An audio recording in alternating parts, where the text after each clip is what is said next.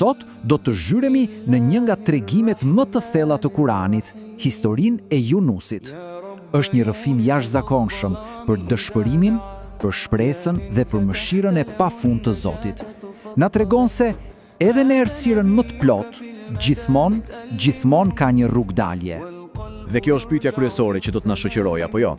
A mundet vërtet që në momentin e dëshpërimit absolut, kur çdo dritë duket se shuar, të gjendet shpëtimi? E po le ta zbulojmë së bashku. Mirë, le t'ja nisim nga fillimi. Historia nis me një mision hynor, me një popull kokfort dhe me një profet të përkushtuar. Ky është kapitulli i parë, thirrja dhe refuzimi. Yunusi, paqja qoftë mbi të, u dërgua me një mesazh shumë të qartë dhe të sinqert. Ai thërriste njerëzit e tij me dashamirësi e dhimbshuri, t'i ktheheshin adhurimit të një Zoti të vetëm, të linin pas rrugën e gabuar. Por çfarë gjeti? Një mur refuzimi, kokfortësi absolute. Dhe ja ku shohi manën njerëzore të tij. Imagjinojeni pak, i lodhur, i frustruar nga kjo kokfortësi e pafund, ai merr një vendim të nxituar. Largohet i zemëruar, duke menduar se misioni i tij kishte dështuar. Por, dhe ky është çelësi, pa pritur lejen e Zotit. Ishte një veprim impulsiv, një veprim që do t'ia ndryshonte rrjedhën e jetës përgjithmonë. E pra, ky largim i nxituar e çoi drejt një sprove të paimagjinueshme. Tani, kalojmë në fazën tjetër të këtij rrëfimi, zemërimi dhe humnisa. Imagjinoni pak skenën. Një anije e mbingarkuar në mes të një deti të trazuar nga stuhia. Ekuipazhi vendos të hedhë short për të lehtësuar peshën. Dhe shorti i bie Yunusit. E përsërisin dhe prap i bie atij. Për herë të tretë dhe fati nuk ndryshon. Nuk ishte rrugë tjetër. Ai hidhet në detin e tërbuar. Dhe pikërisht këtu ndodhe pabesueshmja. Një peshk i madh e gëlltit. Por, dëgjoni me vëmendje, kjo është thelbësore. Peshku nuk ishte aty për ta shkatruar. Ishte me urdhër të Zotit për ta ruajtur. Ishte një burg i çuditshëm, jo një varr. Dhe kështu, Yunusi gjendet i zhytur në errësirë. Së pari, errësira e thellë e natës, pastaj errësira e pafund e oqeanit, aty ku asnjë rrezë drite nuk mund të deportojë. Dhe së fundi, errësira mbytëse e barkut të peshkut. Mendoni pak, një errësirë trefisht, një izolim total nga bota, nga çdo gjë dhe çdo kush, vetmia absolute. Dhe pikërisht këtu, në këtë pikë fundore, kur çdo shpresë njerëzore ishte shuar, aty ndodh kthesa. Le të shohim momentin kyç, pikën e kthesës së gjithë historisë, lutja nga thellësitë. Nga thellësitë e dëshpërimit, nga i burgu i errët e i pazakont, zemra e tij thirrri me fjalët që do të bëheshin një nga lutjet më të fuqishme në histori. Nuk ka të adhuruar tjetër me të drejtë përveç teje. I lartësuar qofsh ti, vërtet unë kam qenë prej zullumqarëve. Bukuria e kësaj lutje qëndron në thellësinë e saj, në thjeshtësinë e saj gjeniale. Ajo përmban 3 elemente thelbësore. Së pari, tauhid, pohimi se Zoti është i vetmi, shpëtimi i vetëm. Së dyti, madhërim, lartësimi i përsosmërisë së tij mbi çdo padrejtësi. Dhe së treti, hapi vendimtar, pranimi. Ai pranoi gabimin e tij me përulësi të plotë, pa fajsuar askënd tjetër.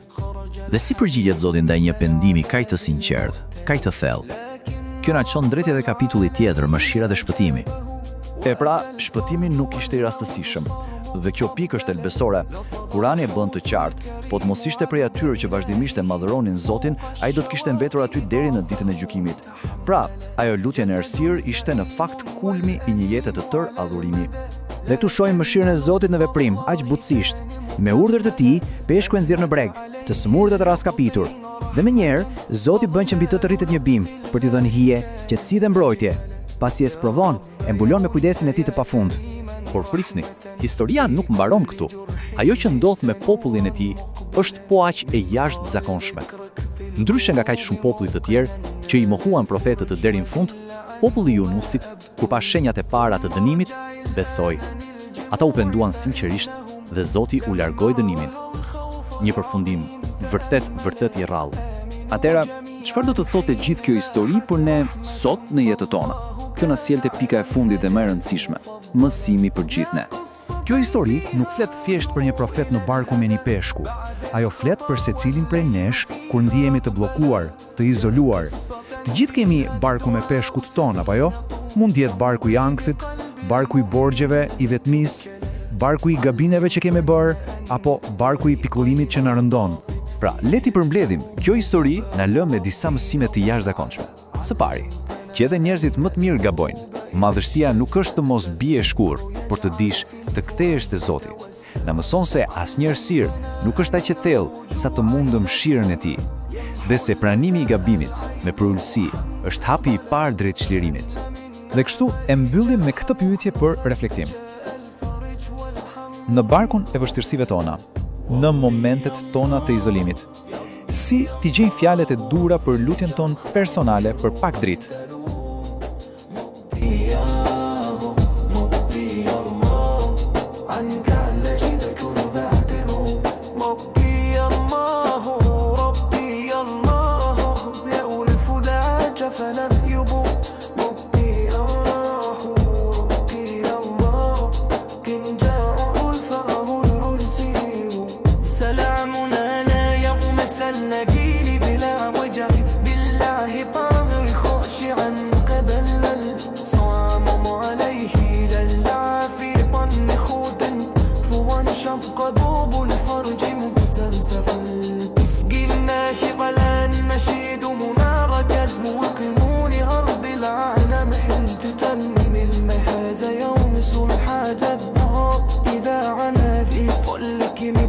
بالعميد مؤمنا